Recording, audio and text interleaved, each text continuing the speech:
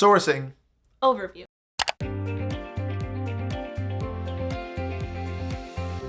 If you've ever been placed in charge of hiring before, You know that it can be a long and tiresome feat, from sourcing to screening to interviewing and so on, it can really break down your morale. especially in this job market. You've heard us talk about the unemployment rate, which has been historically low. With limited people engaged in searching for new jobs, it has grown increasingly difficult to find talent. But perhaps low morale is part of the struggle. Hiring should be fun. Think about the big picture here. When bringing a new human onto your team, the hope is that they'll add so much value that your company can do nothing but level up. Which is great. Every company strives to improve, and bringing on an awesome, fresh-faced teammate should help you do just that. This brings us to the second step of the hiring funnel. Once you've clearly defined the role, and I mean seriously, take time to DTR, so you know what your rockstar will look like.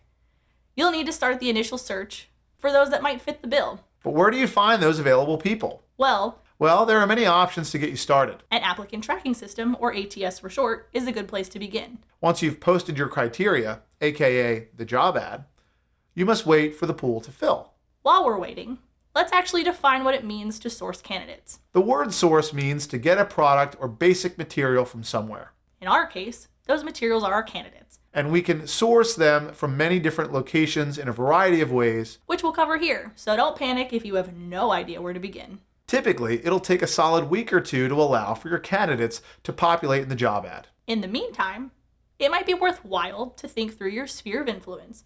Who do you know that could do the job? Who do you know that might know someone that could do the job? Did that make sense? Did that even make sense? Anyway, there's time to kill before diving headfirst into the job and your ATS. If you hop in after an hour of the job going live, you'll be sorely disappointed. But don't be discouraged. As a company looking to bring on a new employee or employees, you have options. Everyone loves options, right? Remember what I said earlier about referring back to your sphere? Your social media is not just for FOMO. Reach out and let people know what you're looking for. Outside of posting to job boards and waiting, you can seek referrals from trusted members of your business, whether that's managers or other high-level employees, or just people that you trust. Referrals are awesome because they typically mean that someone is taking a chance on another person. I'm a bold human, but if I don't trust that someone will crush it at a job, I won't suggest them. End of story. So if you've got someone advocating for someone else, You know they're great. end of story. If you don't feel solid about the whole hiring process, you can always outsource for your convenience. You've got recruiting firms. Staffing agencies and offshore sourcing companies. There are many options that get the job done and allow you as a business owner to get on with it.